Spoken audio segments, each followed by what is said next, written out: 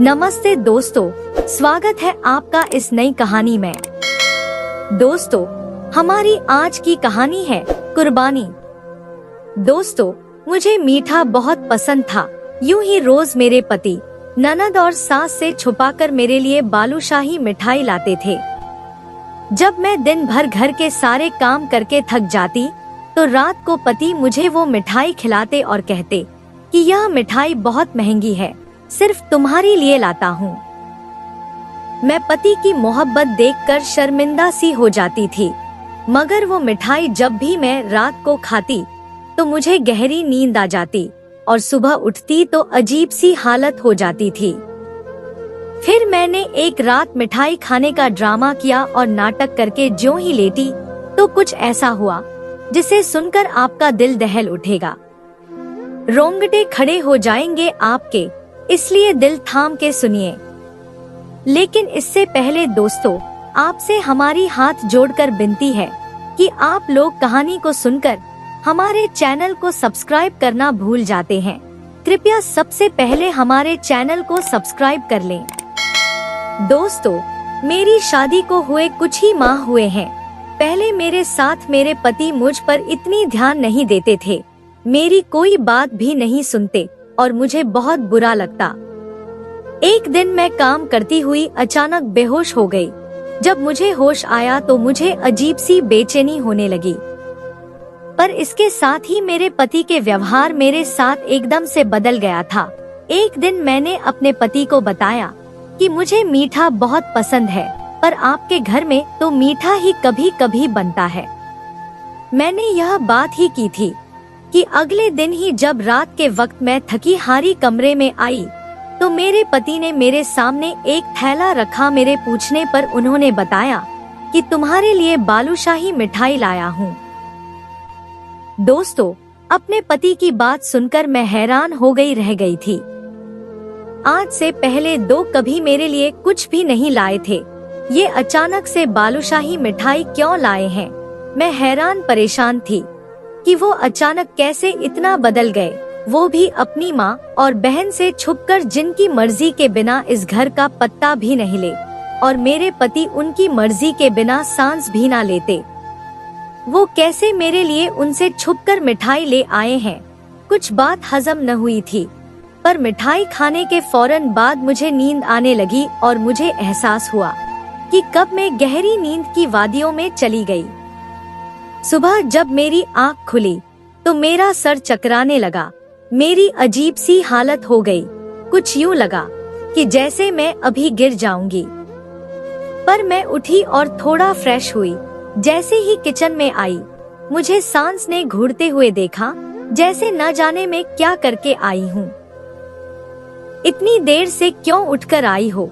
मेरी सास ने आज पहली दफा मुझसे ऐसा सवाल किया कि मैं देर से क्यों उठी थी। मुझे लगा कि उन्हें मिठाई वाली बात पता चल गई है, पर जैसे ही वो मुझे बातें सुनाने लग गई, मुझे कुछ और ही महसूस हुआ। मैंने अपने पति कुंदन के बारे में पूछा कि वो चले गए हैं तो और क्या तुम्हारा इंतजार में बैठा रहता। मेरी बेगम नहीं उठी तो मैं बैठा रहता हूँ। मैं अपनी सास की बातें सुनकर मैं किचन में नाश्ता बनाने लग गई थी। मेरी सास मुझे अजीब सी नजरों से देख रही थी, जैसे मुझ में उन्हें आज कुछ और ही नजर आ रहा हो। एक बार तो वो मेरी हालत देखकर मुस्कुराने लगी। मुझे अभी भी अपनी तबीयत रोज से हटके लग रही थी। अब तो मुझे यकीन हो गया था कि कुंदन मुझसे नाराज हो गए होंगे। मेरा सारा दिन परेशानी में गुजर गया था। रात को जब मैंने किचन के सारे काम खत्म कर ली तो मेरी सास ने मुझे अपने कमरे में बुलाया और मुझसे अजीब अजीब सवाल करने लगी। मैंने पढ़ाई कहाँ से की है, किधर किधर जाती थी, मुझे खाने में क्या अच्छा लगता है। पहली दफा वो मुझसे अजीब सवाल कर रही थी। मुझे दाल में कुछ काला लगा। वो बिना वजह तो यह सब नहीं पूछ सकती। उनकी बातों का जवाब देकर जब मैं कमरे में गई तो पति ने मुझे कल की तरह मिठाई दे दी।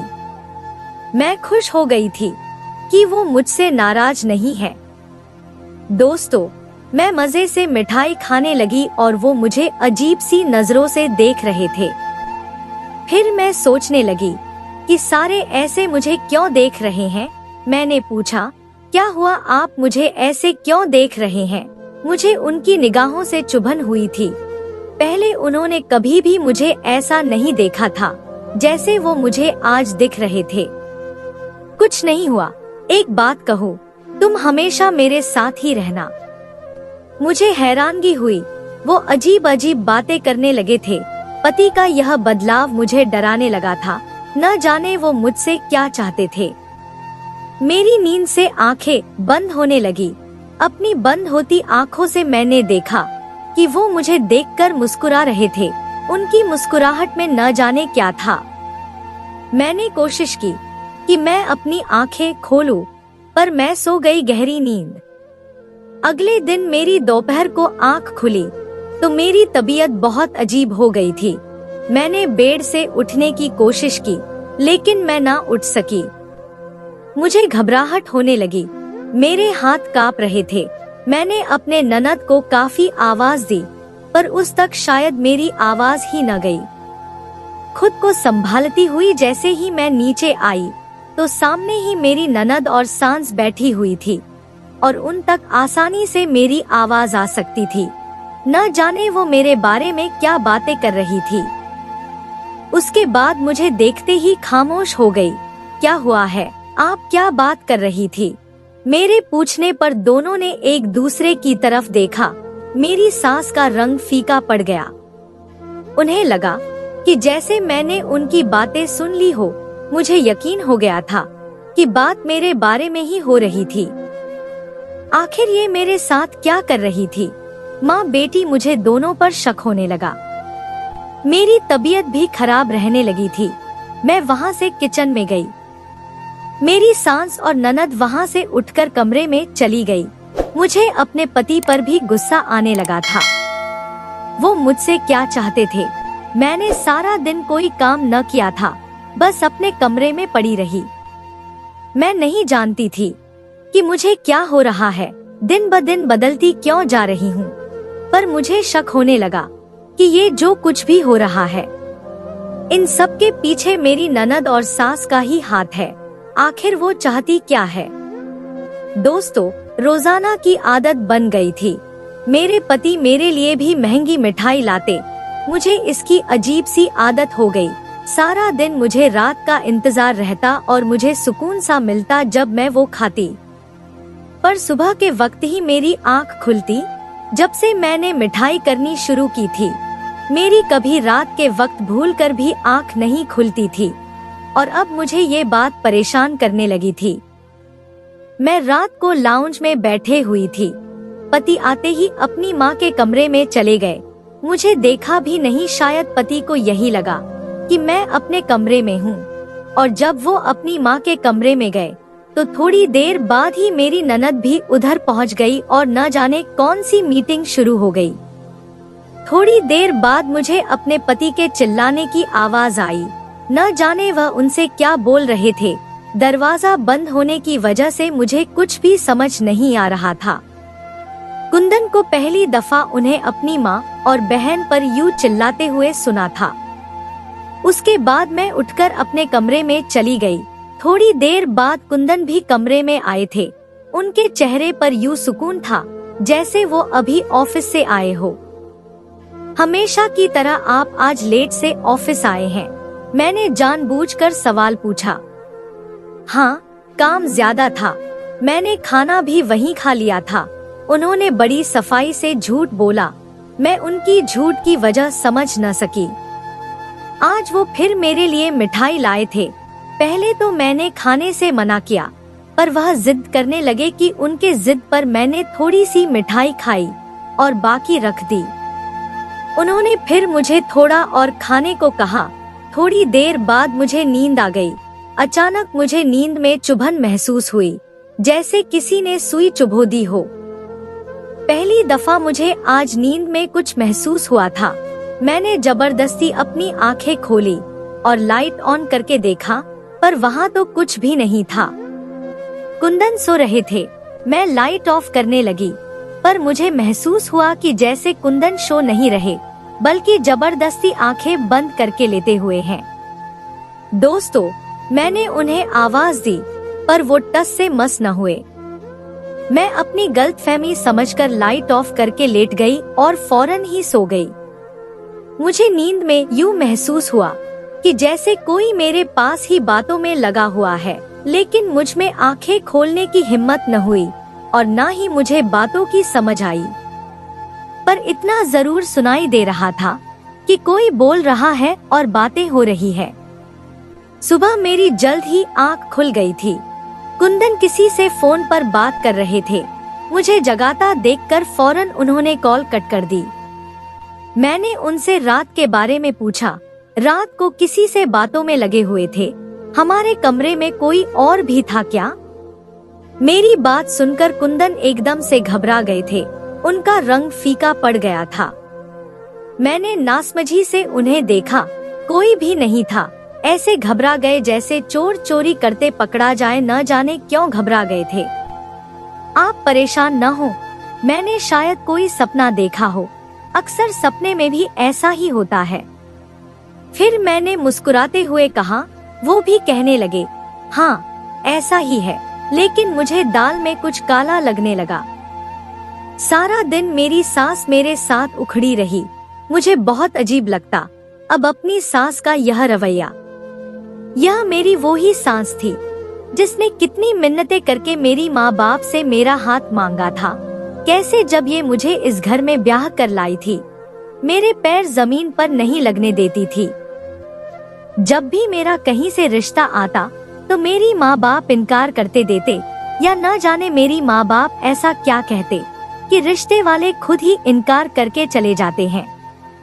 दोस्तों, मुझे कभी इस बात की समझ न आई।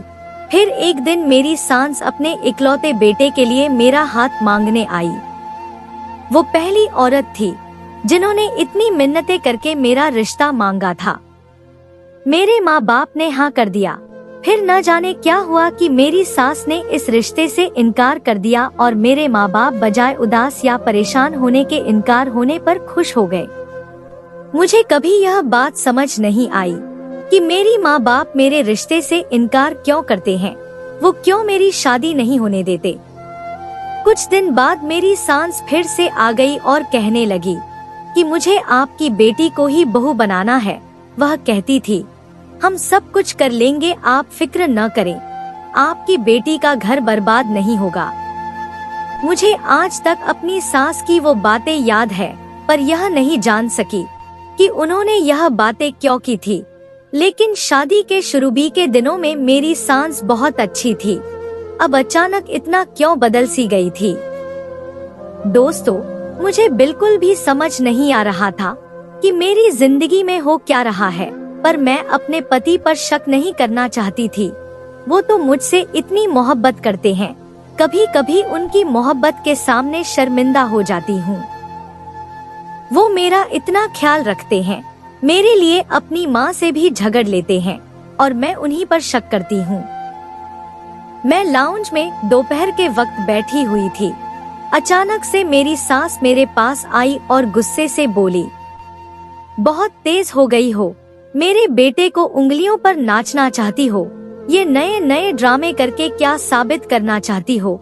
जानती हूँ, ये जो तुम मेरे बेटे को जलील कर रही हो, उसे परेशान कर रही हो, यह तुम्हारे सारे ड्रामे हैं। न जाने मेरी सास क्या बोल रही थी। अभी वो मुझे कुछ बताने ही वाली थी कि उसी वक्त कुंदन आ गए और उन्होंने अपनी माँ को रोक दिया। जैसे अगर वो न रोकते तो वह कोई बहुत बड़ा राज बता देती मुझे। फिर मैं उठकर अपने कमरे में चली गई। कुंदन मेरे पीछे पीछे भी आ गए थे। मैं बिल्कुल खामोश थी, मैं कुछ जानती ही नहीं थी। इसी वजह से कुछ बोल ना सकी क्योंकि मेरे पास कहने को कुछ नहीं था और मुझे अपनी सास की कोई बात समझ नहीं आई।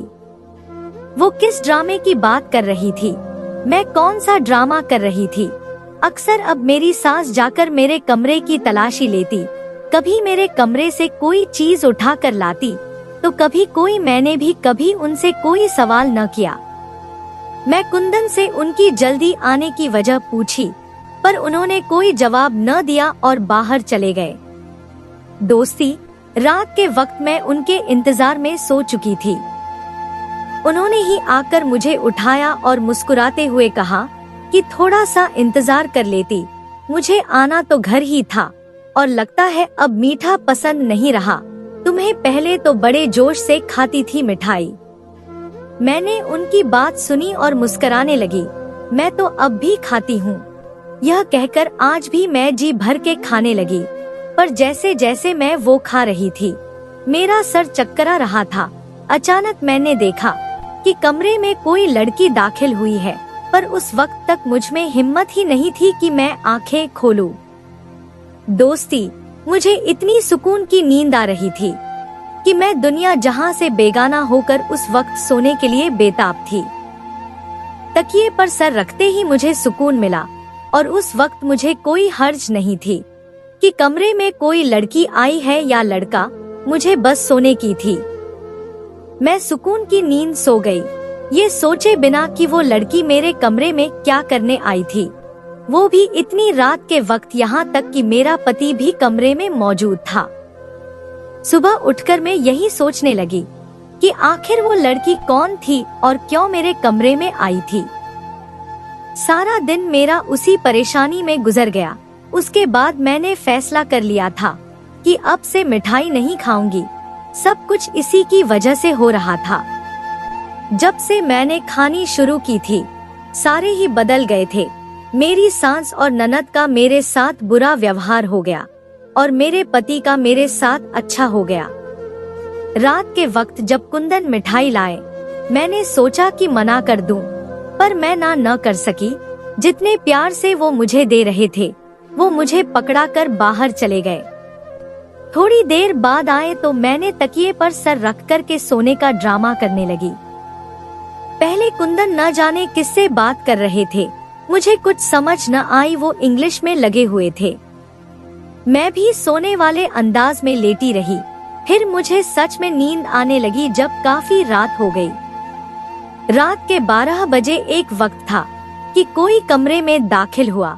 मैंने हल्की सी आंखें खोल कर देखा तो सामने उससे जो बात की, वो सुनकर मुझे यूं लगा कि किसी ने मेरे सर पर बम फोड़ दिया हो। मेरी पेशानी पर पसीना चमकने लगा था। सोए हुए भी मुझे एक पल के लिए कुंदन से नफरत हो गई। वो शख्स कौन सी दवाइयों की बात कर रहा था, मुझे कुछ समझ न आया। अचानक फिर दूसरा शख्स मेरे पास आया। मुझे बाजू पर चुभन होने लगी। उन दोनों की बातें सुनकर मेरी रूह भी कांप गई और जैसे ही मुझे उसने इंजेक्शन लगाया तो मुझे यूं लगा कि किसी ने मेरी जान निकाल दी हो। न जाने वो क्या था। दिल किया कि मैं चीखूं चिल्लाऊं। मेरे लिए बर्दाश्त करना मुश्किल हो गया था। मुझे समझ न आया कि मेरे साथ हो क्या रहा है, लेकिन मैं बर्दाश्त किए लेटी रही। न जाने मुझसे कुंदन क्या चाहता था और ये सब क्या था। दोस्तों, जब सुबह में उठी तो मेरी आंखें लाल हुई थी। आज मेरी हालत पहले से भी ज्यादा बुरी हो चुकी थी और मुझे यकीन हो गया था कि मुझसे कुंदन कुछ छुपा रहे हैं। कुंदन ही नहीं, बल्कि उनकी माँ भी कुछ छुपा रही थी, जो कुंदन भी मुझसे छुपा रहे थे। और ये सब न जाने मेरे साथ कौन खेल खेल रहे थे, मुझे कौन से कामों में इस्तेमाल कर रहे थे। दोस्तों, मुझे नफरत होने लगी अपने पति से। मेरा दिल करने लगा कि मैं सब कुछ छोड़कर अभी के अभी अपने घर चली जाऊं। उस वक्त मैं बहुत तकलीफ में थी। पूरा दिन मैं अपने कमरे से बाहर न निकली। रात के वक्त जब कुंदन घर आए तो मैंने उनसे कोई बात भी ना की। उनका रवैया भी आज मेरे साथ अजीब सा था। उन्होंने मुझसे कोई बात न की। अचानक मेरी नजर कुंदन की बाजू पर गई, जहां पर पट्टी बंधी हुई थी। आज मेरे लिए मिठाई भी नहीं लाए थे। मैंने कोशिश की कि पूछूं उनके हाथ पर क्या हुआ है, मिठाई क्यों नहीं लाए हो, पर मुझे कल रात याद आ गई। मेरा दिल किया कि पूछूं मुझसे क्या चाहते हैं। कई मर्तबा कोशिश भी की, लेकिन फिर खामोश हो गई कि अगर मैं गलत हुई तो फिर कल रात जो मैंने देखा वो सब कुछ भी सोचने लगी। कुंदन अचानक क्यों बदल गए थे? कुछ तो इनके दिमाग में भी चल रहा था जो वो मुझे नहीं बता रहे थे। अगर कल रात मैं सब कुछ ना देखती तो ना जाने ये मेरे साथ क्या कर रहे थे। इसके बाद काफी दिन हमारे दरमियान कोई खास बात न हुई, पर मैं अजीब सी होने लगी। मेरी तबीयत हर वक्त खराब रहने लगी। मुझे लगता कि जैसे मेरा सिर अभी फट जाएगा। मैं सारा दिन और पूरी रात बेचैन रहती। मेरा दिल भी घबरा रहा था। कुंदन अब रात को देर से घर आते और अपनी माँ के कमरे में चले जाते थे। जिस दिन कुंदन कमरे में न आते तो मेरी तबीयत खराब होने लगती, जैसे मुझ पर वो लोग कुछ कर रहे हों। आज भी काफी रात को कमरे में आए थे। क्या चाहते हैं आप मुझसे? बात क्यों नहीं करते हैं? मैं आपसे बात करूं तो जवाब नहीं देते हो। कभी हाल पूछा है मेरा कि सारा दिन तबीयत कितनी खराब रहती है? मैंने आज गुस्से में तंग आकर कह ही दिया था और वो मुझे अजीब सी नजरों से घूरने लगे। मैं उन्हें देखती रही। वो मुझे बिना कोई जवाब दिए वहाँ से चले गए। अगले दिन मैं अपनी ननद के साथ शॉपिंग करने गई। उसने कहा कि लंच करके ही जाते हैं। हम एक रेस्टोरेंट में चले गए और मेरी नजर अचानक से सामने वाली टेबल पर गई तो मेरी आंखें वहीं पथरा गई थी। दोस्तों, मैं वहाँ से निकल आई थी। मेरा दिल किया कि यही कुंदन को गोली मार दूं। दोस्तों, तो ये थी कुंदन की सच्चाई। उस रात यही लड़की कमरे में आई थी, मुझे यकीन हो गया था। घर आते ही कमरे में चली गई। मैंने सारी कमरे का सत्यानाश कर दिया। मेरे आंसू भी गिर रहे थे। कुंदन मुझे धोखा दे रहे थे। वो मुझे इस्तेमाल कर रहे थे। रात को कुंदन आया। आज उसका मूड पहले की तरह ही था। वो मेरे लिए मिठाई भी लाए थे, पर कमरे में दाखिल होते ही बौखला गए और मुझे देखकर पूछने लगे, यह सब क्या है? क्या हुआ है तुम्हें? अभी भी मुझसे पूछ रहे कि क्या हुआ है। दोस्तों, मैंने कुंदन से कहा, क्या चाहते हैं आप मुझसे? क्यों मुझे अपनी जिंदगी में शामिल किया हुआ है? बोले, क्या कह रही हो? मुझे कुछ समझ नहीं आ रहा है। और ये कमरे का क्या हाल बना हुआ है? आराम से बैठो और बताओ क्या हुआ है। कुंदन ने मुझे सोफे पर बिठा दिया। आप इस मिठाई में क्या मिलाकर मुझे खिलाते हैं और आप ऐसा क्यों करते हैं? मैंने गुस्से में पूछा। दोस्तों, मैं आज सब कुछ जानना चाहती थी। नींद की गोलियां मिलाकर खिलाता हूँ। मुझे बिल्कुल उम्मीद नहीं थी कि कुंदन इतनी आसानी से बता देंगे, और वो भी मेरी एक बार ही पूछने पर। मैंने गुस्से में पूछा, क्यों मिलाकर खिलाते हैं? क्योंकि मैं तुम्हें तकलीफ में नहीं देख सकता हूँ। बड़े आराम से बोले। कुंदन, मैं आपकी सच्चाई जान चुकी हूँ। अब मुझे कोई उल्टी सीधी कहानी नहीं सुनाइए। मुझे आपके साथ नहीं रहना। मुझे आपसे तलाक चाहिए। मैंने गुस्से में बोला। वो भी एकदम से गुस्से में आ गए थे। मेरी सच्चाई मेरी बारे में, और वो भी तुम जानती हो। तुम तो खुद अपने बारे में नहीं जानती, फिर मेरे बारे में क्या जानती होगी? सिमन, जानती हो अपने बारे में? अच्छा, चलो यह मान लिया कि तुम मेरे बारे में जानती हो, तो जरा पहले अपने बारे में तो बताओ कि तुम क्या जानती हो।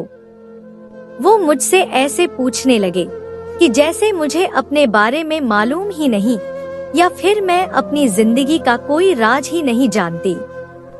कौन था वो शख्स जो उस रात कमरे में आया था? और कौन थी वो लड़की जिसे आप बुलाते हैं? वो होटल में आज आपके साथ कौन सी लड़की थी? उसके बारे में बताओ।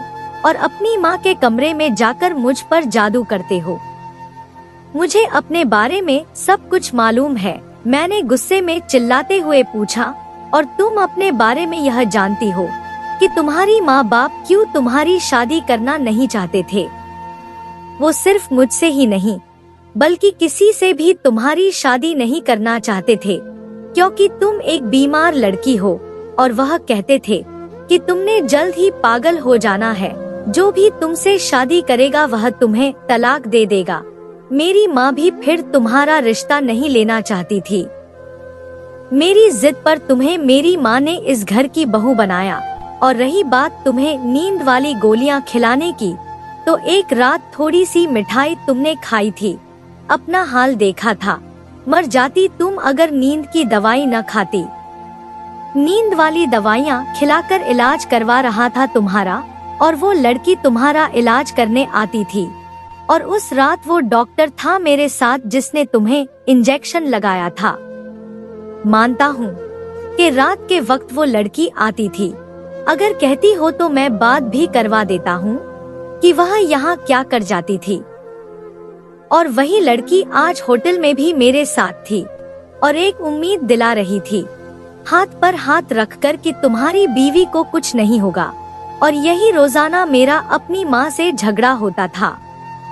वो कहती थी कि तलाक दे दो इस बीमार बीवी को, क्यों साथ रखा हुआ है। पहले तो उन्हें हमदर्दी थी तुमसे, अब वो तुमसे नफरत करती है, क्योंकि मेरा हाल सिर्फ वो देखती है। कैंसर है तुम्हें, इसी वजह से तुम्हारे घर वाले कहते थे कि मर जाना है तुम्हें, अगर पागल हो गई तो जिससे शादी होगी वो छोड़ ही देगा तुम्हें। इसी वजह से मेरी माँ ने तुम्हारे बाप से कहा था कि हम ख्याल रखेंगे तुम्हारा। और ये जादू वाली बात किसने तुम्हारे दिमाग में डाल दी है? ऐसा कुछ नहीं है, फिक्र मत करो, मेरी माँ भी तुम्हारे साथ ठीक हो जाएगी। कुंदन ने मुझे सारी सच्चाई बता दी। कुंदन की बातें सुनते सुनते मुझे एहसास ही न हुआ कि कब मेरी आंखों से आंसू गिरने लगे थे। मेरा दिल किया कि जमीन फटे और मैं इसमें समा जाऊं। मैं कितना इस शख्स को गलत समझ रही थी और मेरे लिए वो अपना सब कुछ कुर्बान कर रहा था। मुझे कैंसर था और इसके बावजूद वो शख्स मुझे अपने साथ रहकर बिना मुझे बताए कि मैं परेशान न हूँ मेरा इलाज करवा रहा था, और मैं उसे कितना गलत समझ रही थी। दोस्तों, फिर मैंने उससे रोते हुए वादा किया कि आइंदा कभी ऐसा नहीं करोगी।